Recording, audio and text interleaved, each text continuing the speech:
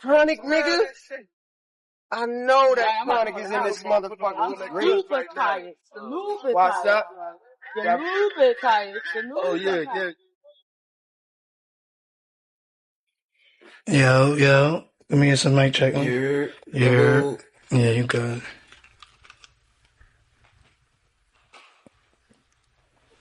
Alright. Yo, it's double 2 times. We on Blacshēp Podcast. We in Irvington with my big homegirl. Introduce yourself. SK. Sakina. Either or, y'all know.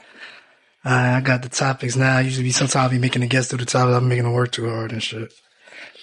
So our first topics is so I'm gonna make the first topic Irvington. 07111. We in Irvington. You invited me in your home at an undisclosed location. Cause you fuck with me like that. Now. But what's up? What's up with Irvington? Like, how you feel about Irvington? It's home. You know they say no place like home. Ain't no place like home. It's just home. It is. People be thinking I'm from Irvington. Really?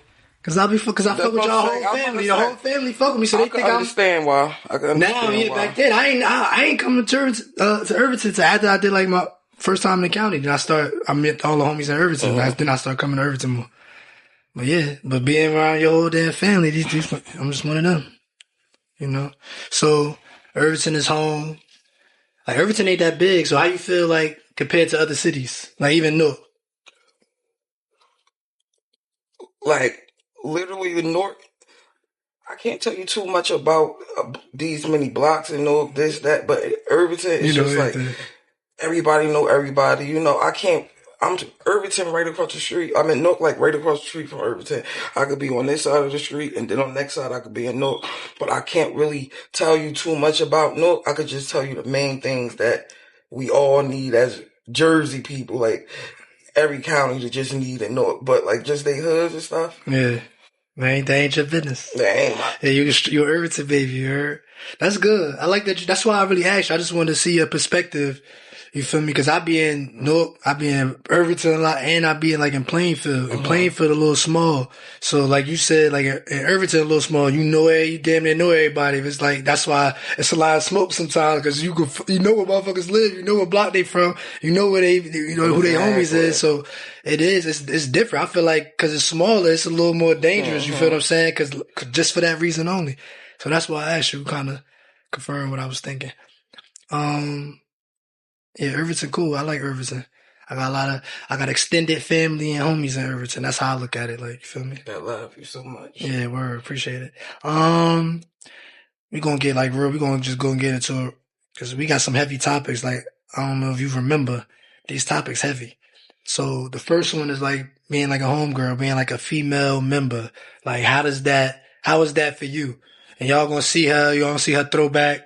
You know what I mean? She been doing it for a real long time. I watched her, you feel me, personally for a real, I ain't even gonna say the years cause I ain't might tell her age, you feel me? But it's a long time. So how is it for you as a female homegirl, as a member? Like, especially coming in back then? As of now,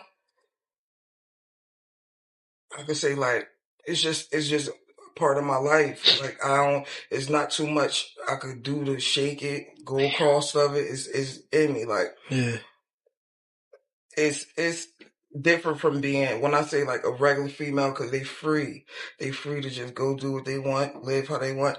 Me, I know what type of life I chose, so I can't just be here, there, everywhere. It's certain things that I can't just react to a certain way if other. It's a lifestyle, and I'm used to it because it's been a part of my life for a very long time. Nah, for real, I'm with you. Like, I understand, but you know, the reason I ask and the reason that's one of the topics is because I don't think they hear that from a female perspective, period, especially from someone real authentic. And that could be confirmed by everybody, like from the beginning. Everybody knew who SK is, you know what I'm saying? So, what about like how was it for you, like in that era, being a female amongst men at the all-time epitome of it, at its height of what it was doing around that time in the early 2000s?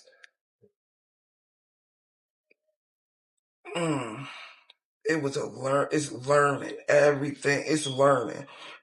Like, cause some people, like some of us, we grew up without a father. Some of us didn't. So, so seeing some strong black men that was just ready for this world. And some of them could be 4 years older than me, 2 years younger than me.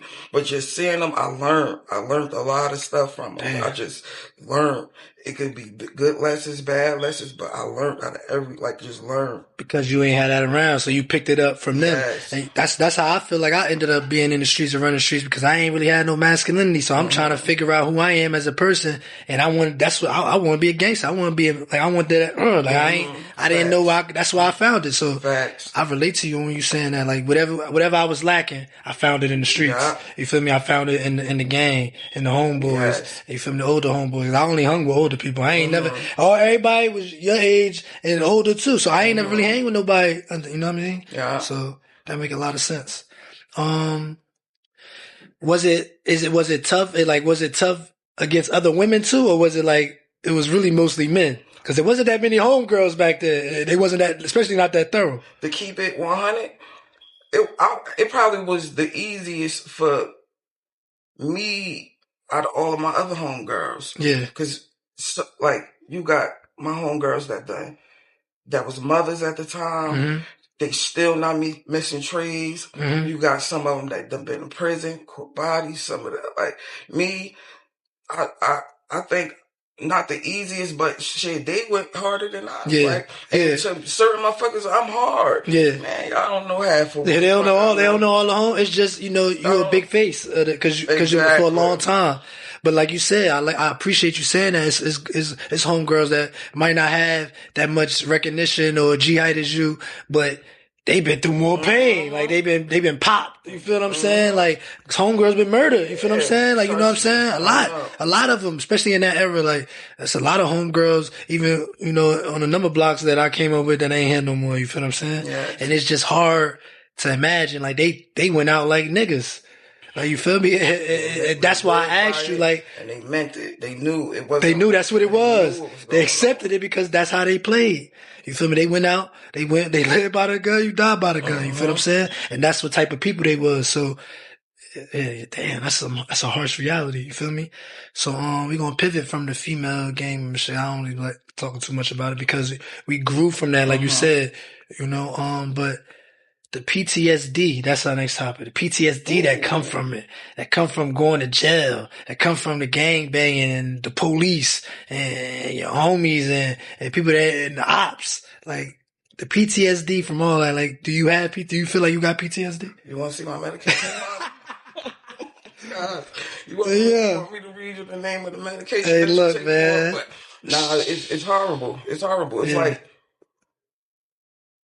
The men that be in the army and come home with it, I understand everything. Right now, this is how serious it is. If somebody come through this door right now, I can tell you which house they just went. I can tell you where they at, which way they about to go. As soon as that door open, I pay attention to them footsteps. Yeah. It was quiet in here when I was in here. You ain't had no music playing, you ain't no TV going. Like, I was somewhere else. You had to come get me. I'm like, oh yeah, this is the cut. I like this. I like how you move here. This is smooth criminal over here. But now that you saying it, it's all, I didn't have that information. So it's playing and I got it. So I'm like, oh shit, you see how I'm running it down? I understand. Like it's set up for your protection. Yes. You feel what I'm saying? We might not have nothing going on, but that's like it's not, see, people might mistake that for like anxiety, for fear. Like even it ain't even a fear. It's like being over prepared. It's like, it's actually, you want go more than being scared. You prepared. You ready. Some people always mistake being cautious with fear. Yeah. I know better, so I'm going to do better. That has shit to do with fear. It ain't fair. You go out and play your ass. Go be a dummy. Yeah, it ain't fair. When you go be a dummy, you know better. You should do better. It ain't fair.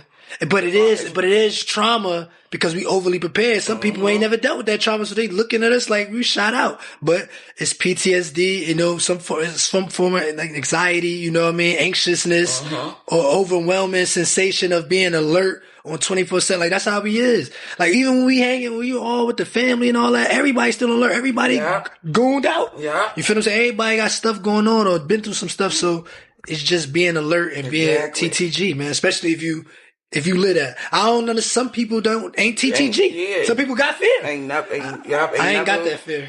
I don't either. I don't even. And that's probably an issue too. And I don't drive, so I'm not walking in fear. How can I? I'm not even driving. Like fear.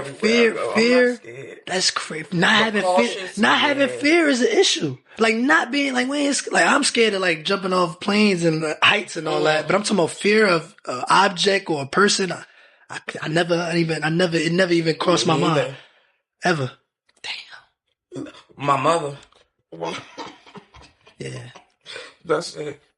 I feared authority at one point, like the police, until I realized we punk ass, how you gang all this and you fear the police. That shit turned around with fast. That's the only real thing I had of it, because I ain't never encountered them or like white people and stuff like that. When I first met them, it was just kind of like, oh, what the fuck? I ain't never been around them like that. I don't know. You just know what you know. And, sometimes we prove them right, sometimes we prove wrong. Right. I had a fear for the police too, but now I just know the police is police, so stay the fuck away. Now you got experience with them, unfortunately. You gotta do to stay the fuck away from them. Yeah. So you won't even, So do you feel like a lot of the members and, females, males got PTSD from the lifestyle that we live? Yes. Yes. Yeah. Most definitely. I could see a homie right now. They ain't seen them in a few years. They one seat deep, making sure everything cool, talking to me people, everything. But that's something we relate to, so I understand, and I'm helping them. Like, cause that's who this is, who that is, cause I know. And this gonna help them, man. Just talking about it, so when all the homies can see it, everybody can see it. You know what I'm saying? People know me, people know you, people know us together, and now it's all digestible and relatable. And you take the knowledge and you do what you please with it. You feel what I'm saying? That's what this educational purpose. That's why I don't want to pivot and stay all on the gang talk, cause we way bigger than that right now. You feel what I'm saying? We can't politic in front of everybody. So absolutely not.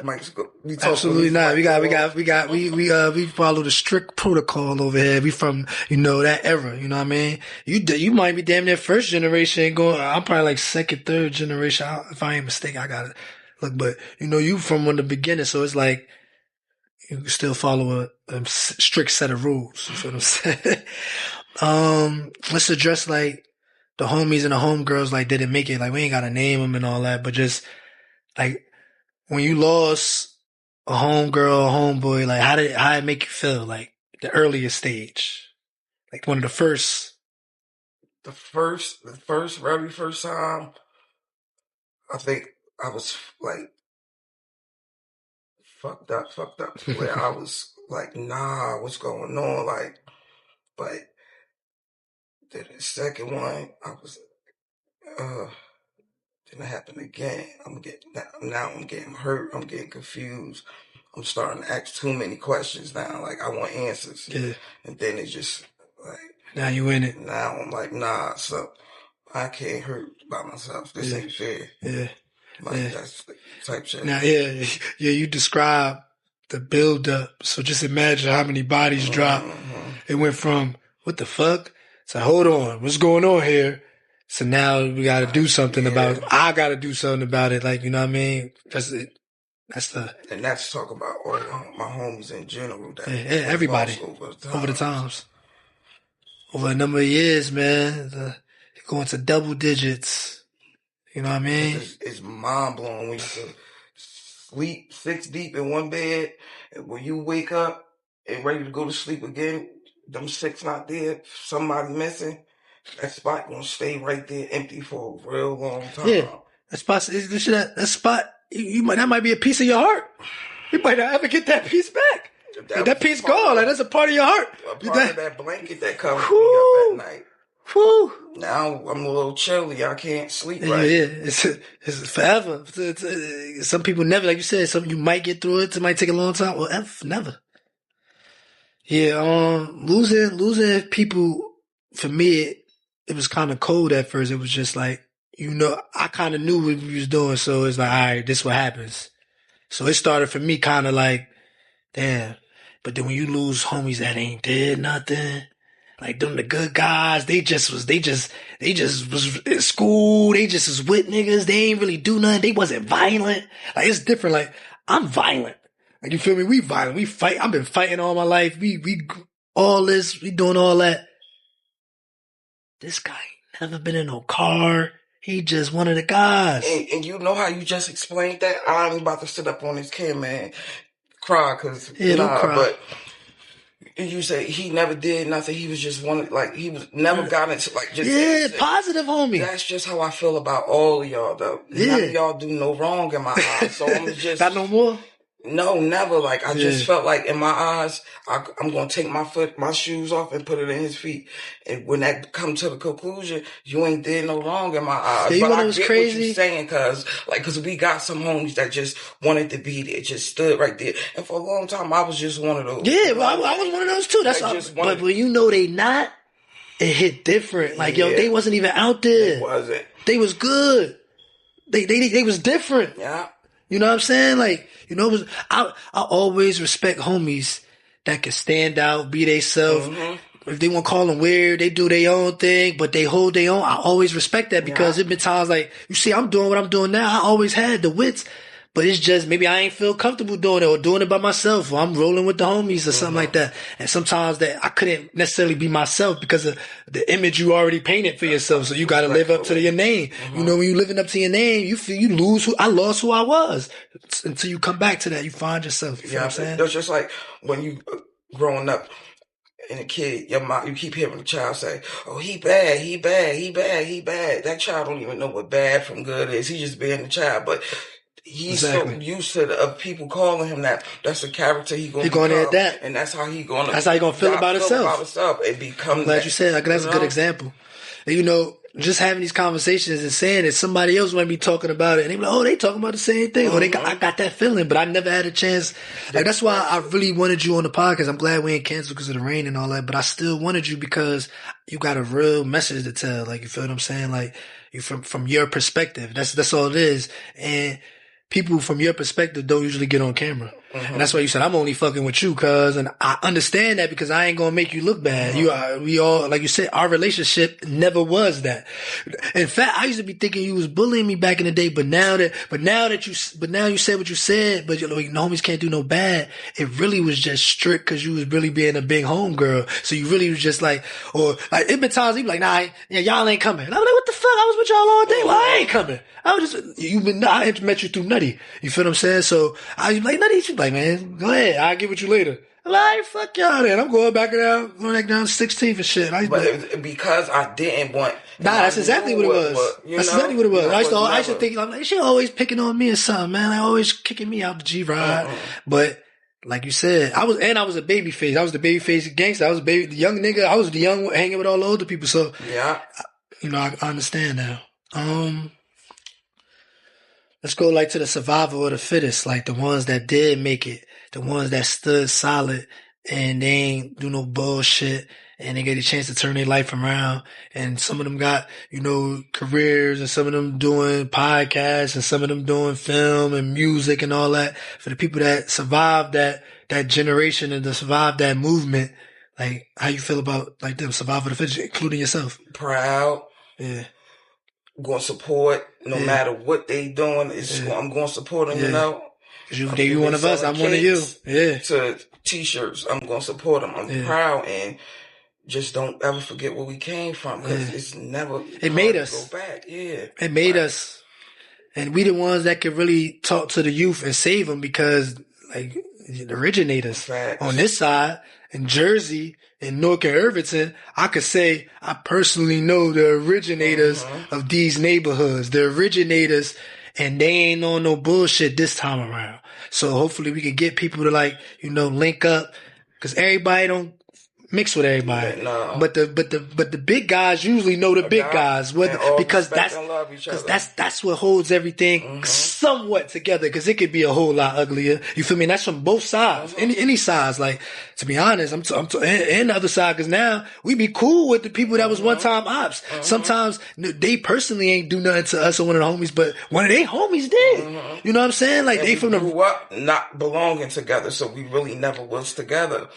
Now it's like, damn, I don't care what, like what we've been through, you survived the same shit I survived, nigga. I got respect. You gotta give it up. You gotta respect it. You stayed solid. You ain't tell. You know what I mean? You still here.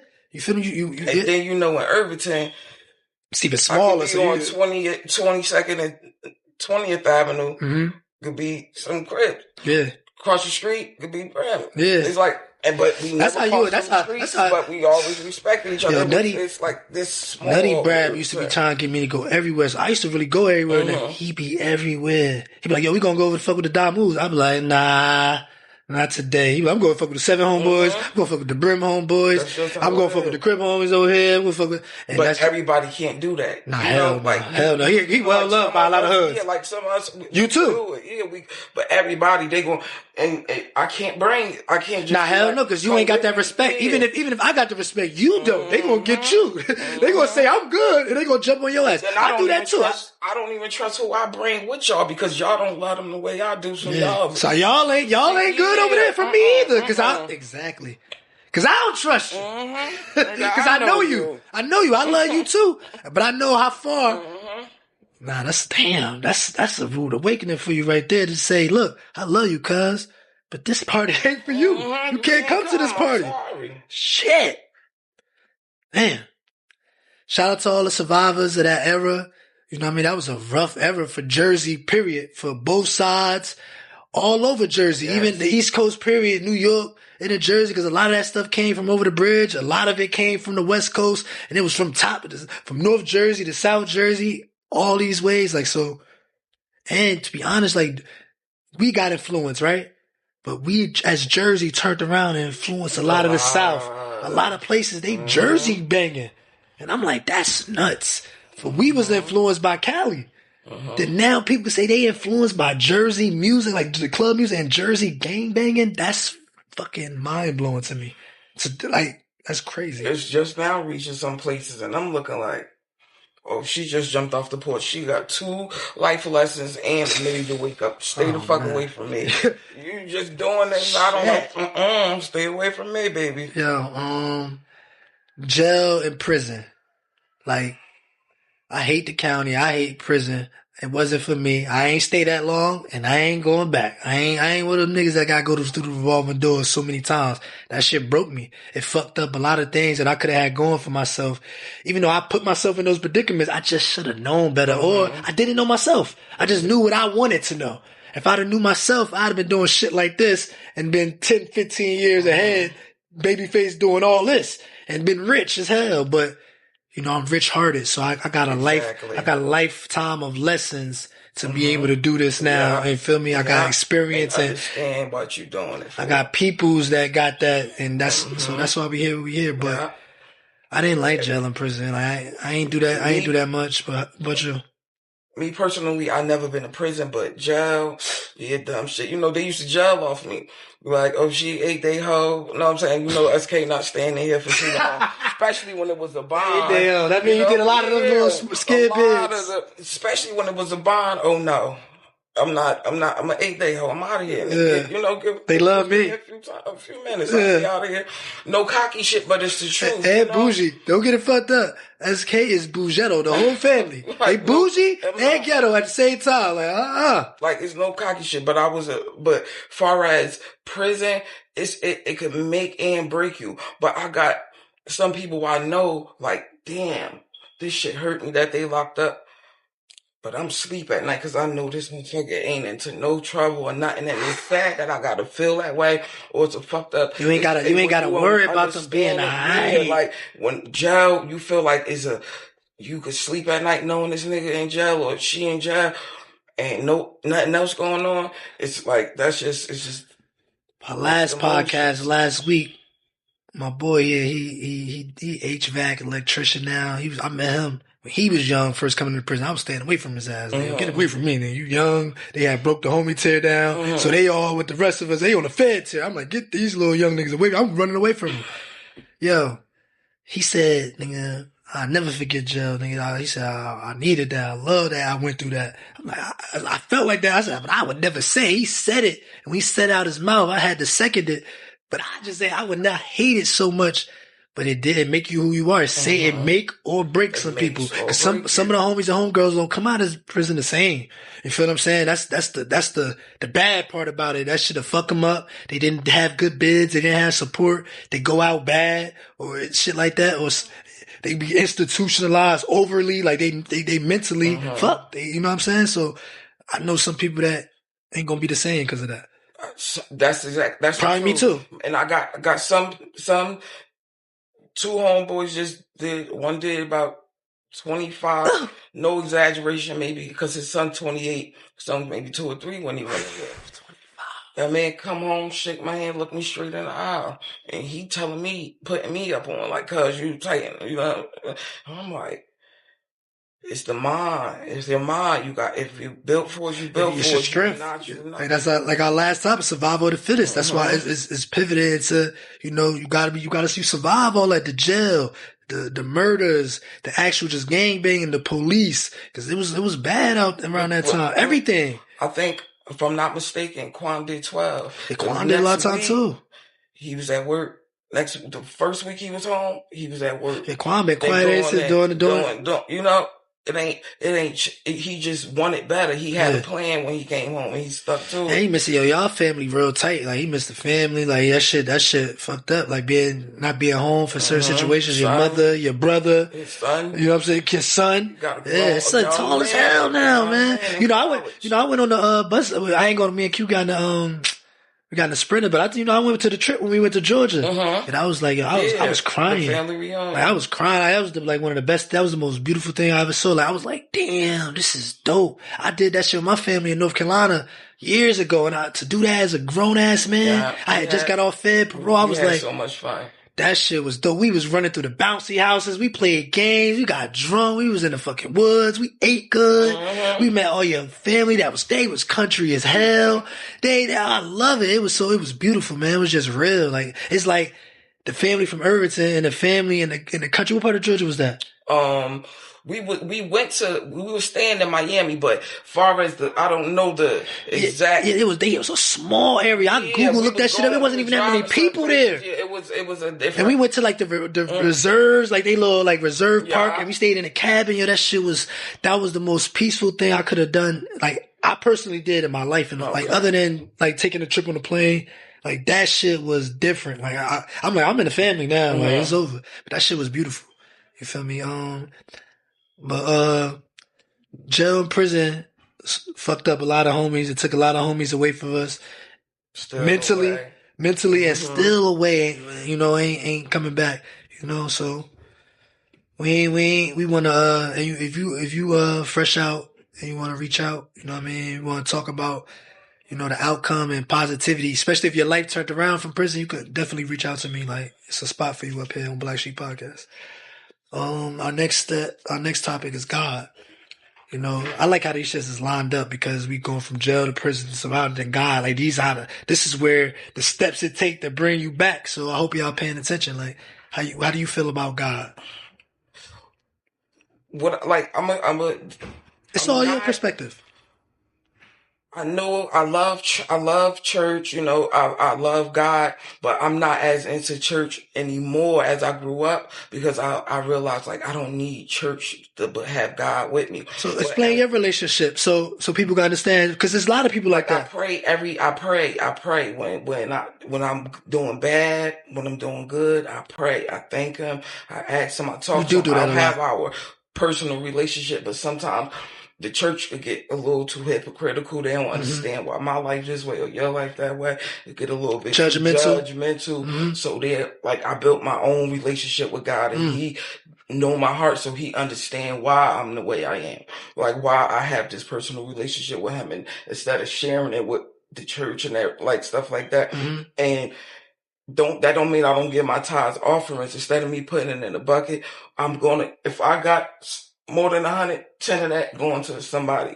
I don't care what it's for, what you do with it. That's sure. That's mine. That's what my tithes was supposed to go to. I don't know what you do with it, but I know I did my part. Mm-hmm. That's just my relationship with God. And at one point in time, I lost God. But when I woke up, he ain't never leave me. So how did you bring that relationship back? Just in case somebody been in that pivotal point too, because that's crazy. I've been there. You know what I'm saying? In the room, like. Cause usually I'm like in the room crying to myself, and I'm always had somebody to cry to or cry with, talk to, you know, cause being with 103 people, I mean, it's really 103. They everywhere. You got a homie you can always count on. So, but I was really alone, and I thought I was talking to myself.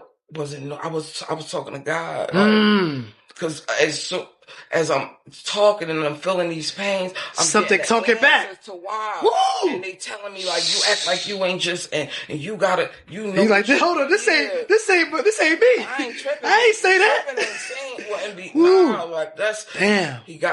Like that's how it was. Like I was mad. I lost God, but he ain't never losing me. Like, damn. He never lost me. Yo. I felt like that too. I was, and you said, and that's exactly how I said. I'm with everybody. So I'm in jail. I'm trying to I gotta change. I'm writing all this shit I'm doing now. I'm writing this shit on yellow papers. What I'm gonna do when I'm gonna do this, I'm gonna do that. I'm knocking these shits down. But I still had this thrill and this excitement in me about that other shit. Even though I'm deaning and everything, but I still feel it. And I got caught up for the phone. They put me in the hole. Then you really by yourself. Really by myself. And you like you say, you only got your brain to think, so you talking to yourself. So now I'm in a hole, talking to myself. And then something started talking back. That wasn't me. And that's when I said, oh, this is a different hole. You tapped into something different. I ain't go outside for a couple months. Shower every other day. Got to fight the COs to get a book until I earn their respect. They like, yeah, I'm gonna get this nigga a book every day because he really want to read. Like, I'm talking about like, they come in here. I ain't cuffing up. Come in here. Yeah. Like, I take my ass with it. I need a fucking book. Like, I'm losing my mind.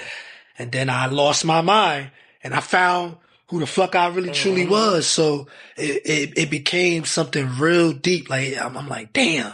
This who the hell I am. I'm a person that reads. I'm a person that feeds my mind. Now, I ain't about to be taking drugs. I ain't about to be smoking all the time, drinking all the time, chasing bitches, chasing the street. I'm supposed to be educating myself. Like all this shit I'm digesting in a book, I'm implementing this shit. Like I'm gonna be one of these motherfucking suburban ass dads in this fucking book I'm reading. You feel what I'm saying? For us, I ain't reading hood books no more. I ain't watching TV no more. I ain't hanging with these niggas no more. I love them. We can hang in our own mix of our own thing, but I ain't going out with you because I don't want to face what come with your shit. I don't want to ride in your car. I don't want to go through that type of shit no more. If I choose to have what I have on me, it's because I know I'm going to go down for this shit. I'm going to take it. I'm going to own it. I don't even want to be in those situations. You feel what I'm saying? So yeah, it went from Islam to having a spiritual awakening.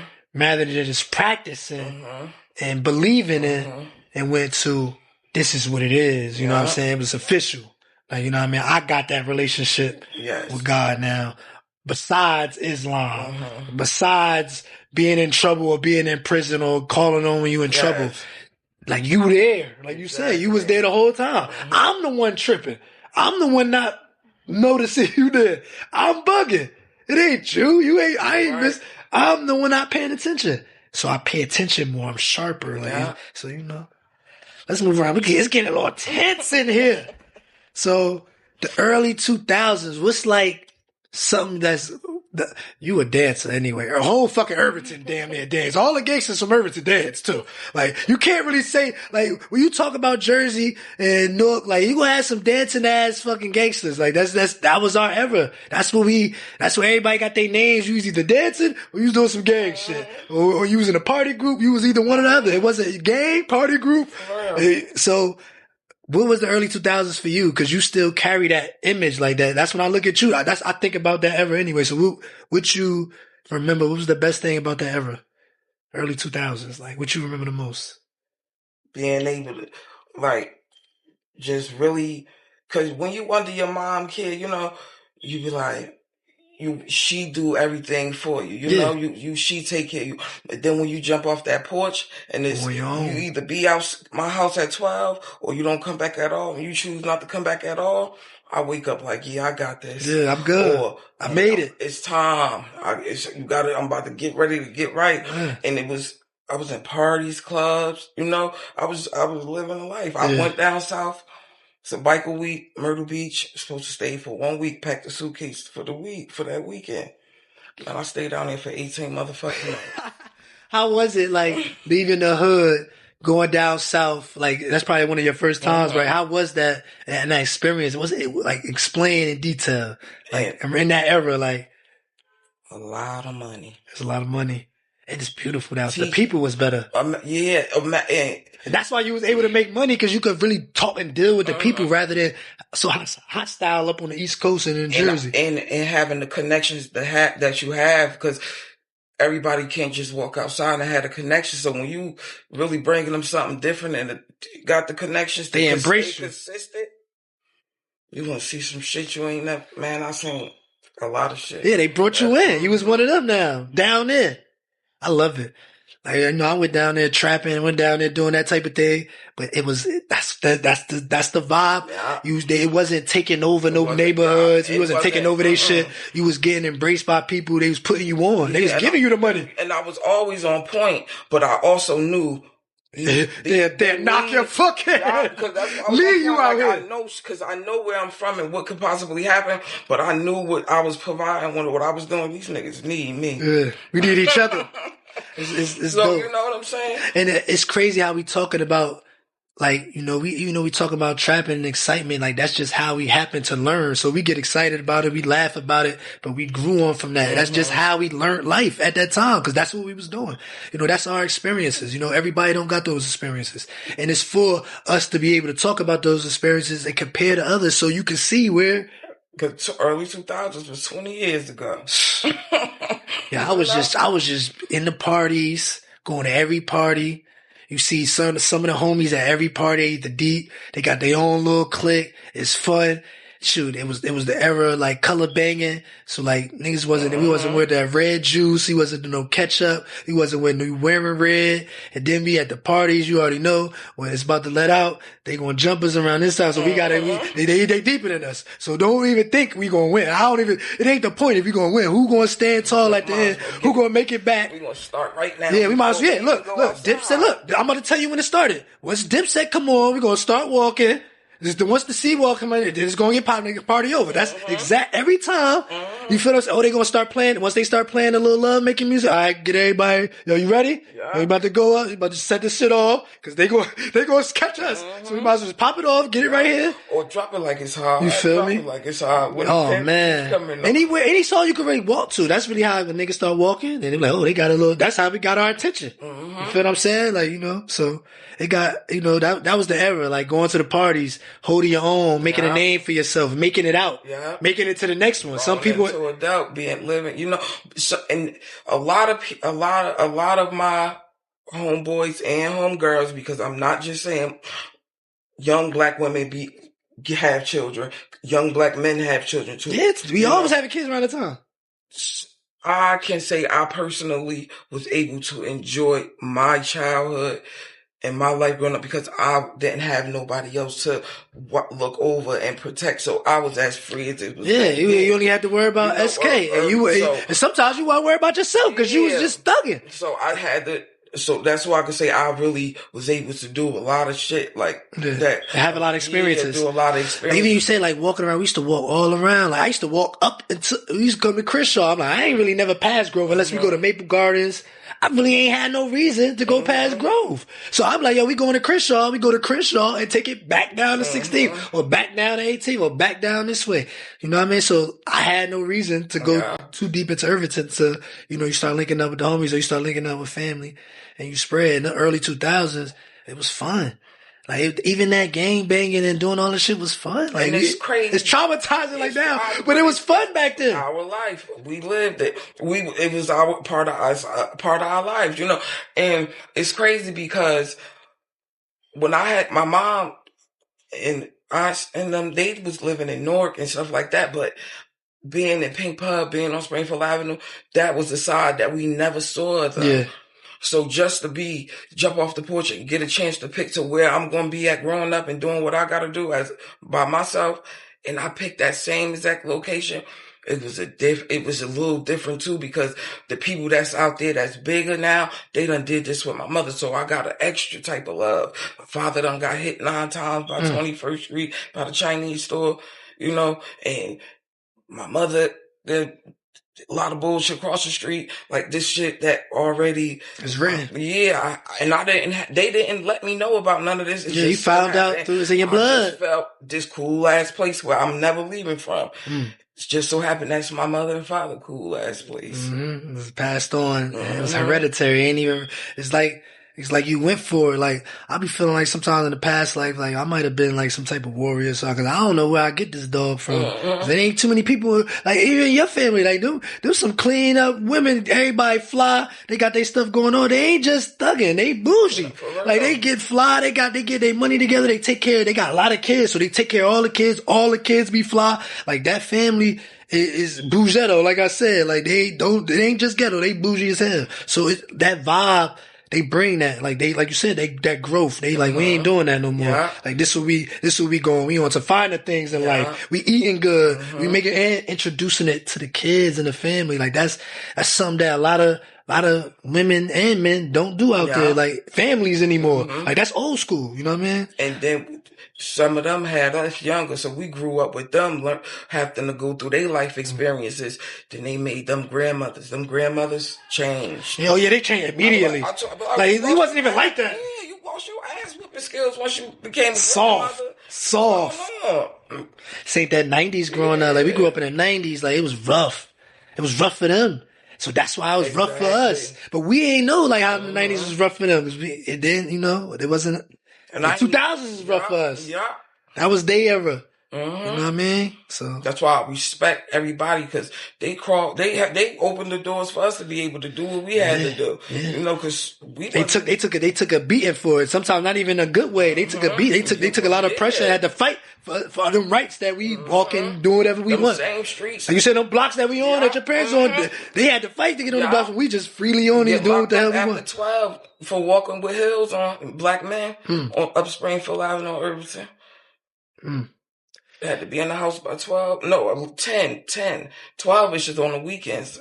Like, they had curfews and shit like that. Yeah. Us, man, we breaking day. You talking about on the block. Curfew. Literally on the block all night.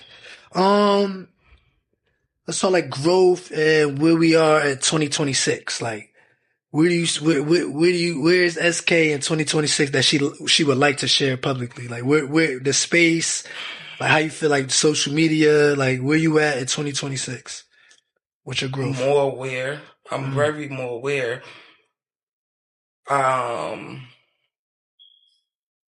To be, and I don't want to do, cause this, I'm not on the camera, I'm with my family. Yeah, absolutely. It don't even feel like it.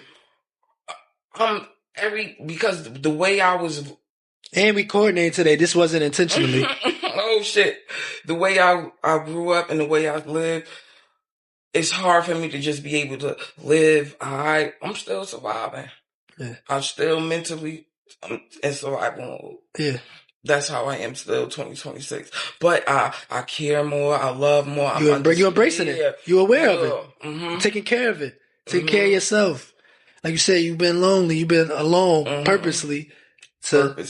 You always go, it's just many levels of unrevealing yourself. So now we unrevealed, we ain't on that type of time we was before. We're on a new type of time, but we got to figure what this type of time is before it expires. Yeah. Cause life's short. You feel what I'm saying? So yeah, growth is, dancing on TikTok, enjoying yourself, being in your own space, in your own, out of a relationship. Yeah. Cause I know you always in the damn relationship, beating up on some motherfucking body.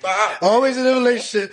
And look, them lesbian relationships, real domestic violence. They more domestic violence than regular relationships, the heterosexual. And I need y'all to understand that. For real. But, that's the growth of growing. Overcoming all that, and like you said, like that's what I've been single for a minute, and I like being by myself. I want a relationship, but I like enjoying getting my own shit together, building my own foundation to where it can't be disrupted by, even if I bring you in, you can't break this or disrupt this foundation that I built, for me and mine, you know what I'm saying? Yeah. And to all y'all people that get it confused, listen, for the last time, I'm not straight a lesbian, but I have not been attracted to a man to say I want to be with a man in over 15 years. That means you kind of is then. No, 15 years? So do you got hope? And settling down, being with a man, no. All right then. So it's kind of like, that sounds lesbian-y. If he come with a magic genie, but I don't want to be with a bitch, man. A girl neither right now. Shit. That's just how I am. Like, so you just waiting to see. So if it hadn't been 15 years, so what do you think? Can somebody, realistically, is that a possibility? Can you fathom settling down with a man knowing you ain't really been really attracted to someone in all those years? That's the answer. Okay.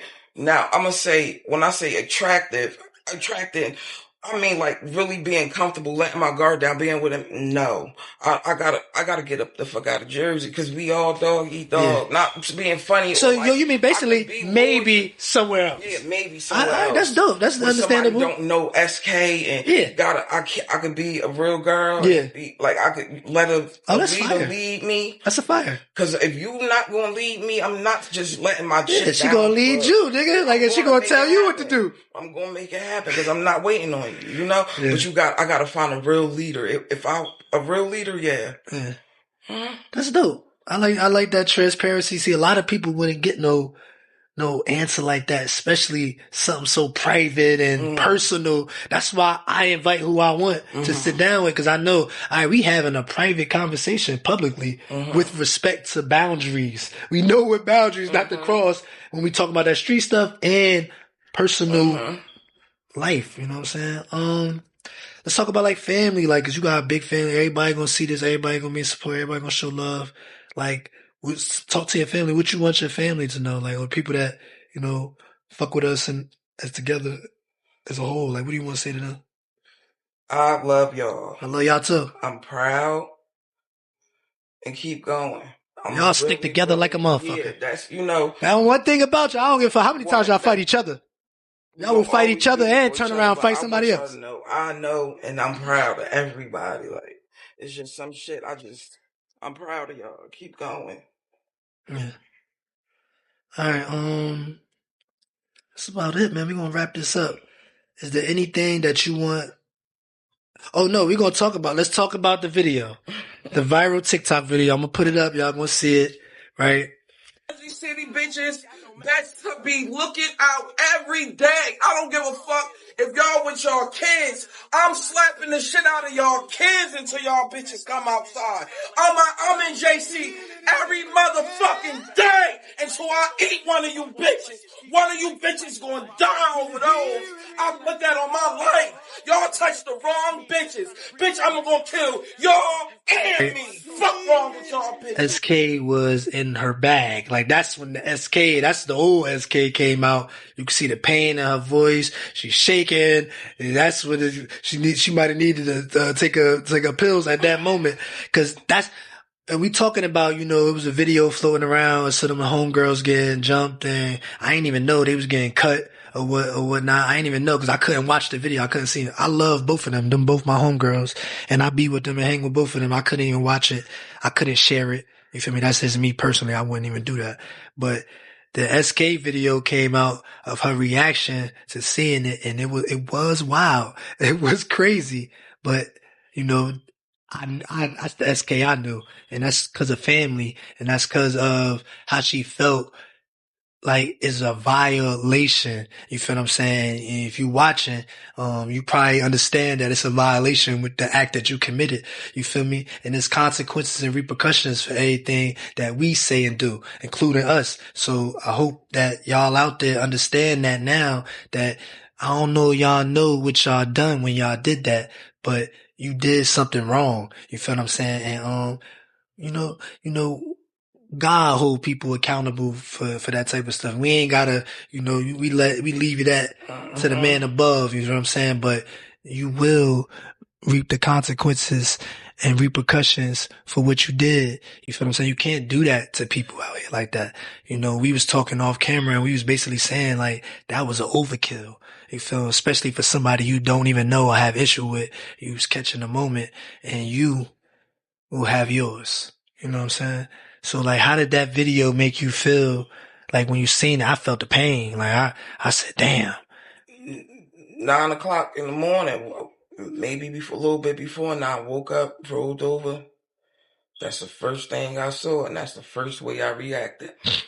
Because... And she meant it. And what I want to ask you motherfuckers,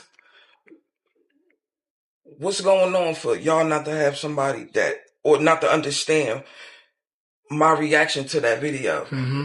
If you don't have somebody that love you or feel a way about that, I want to love you and feel that way about you. Like they don't got that type of family. They don't got that type of ride or die mentality. When I seen the video, I'm like, I felt it. Like it was, I didn't think nothing of it. But then I seen the response people was having. Like, yeah, you should be scared. If that scared you, and you don't have no fucking idea. And I wasn't scared. I felt it. That's how I felt. So when I seen the video, it was pain. It was pain. It was pain. Like that's so, you know, like she said, you don't even understand. You don't got that type. Nobody don't love you like that. You don't got nobody that's how I feel about mine. You touch me in mine. I'm like, that's how I feel. You don't understand what it's like to have somebody love you and that'll protect you and that'll be ride or die for you off the, y'all don't even know that shit don't even exist no more out here. That's give you a hug for not understanding. Yeah. Come here. Maybe you can come get some of this. That's real protection. You know what I mean? That's comfortability. And that's why I appreciate SK for having me, you feel me, do the podcast, cause she basically said, I want you to do it. And I'm like, wow, man, you can talk to anybody, but it's the comfortability. It's the respect. It's the love. It's the understanding. Like, and now that we had this conversation, this coming to an end, this shit was powerful. Shit was real intense. Like I'm my heart changing, moving around, my eyes welling up. So it just feel crazy. So, we feeling them emotions that we've been told not to for a very, very long time. If you know, you know. And just how a conversation can bring that out, you know what I mean? So, you know, shout out to our homegirls. Yo, fuck y'all, the little motherfuckers that did that shit, you feel what I'm saying? You're gonna reap what you sow. You know what I mean? So let's wrap it up. Me in Irvington with one of the big homegirls from Irvington. So, this Blacshēp Podcast, this is our motto. So you gotta say the motto. It's Blacshēp Podcast. We go anywhere. We discuss anything. Look in the camera. Let them know. This Blacshēp Podcast. We go anywhere. We do anything. Yeah. You heard? Thank you. It's a wrap.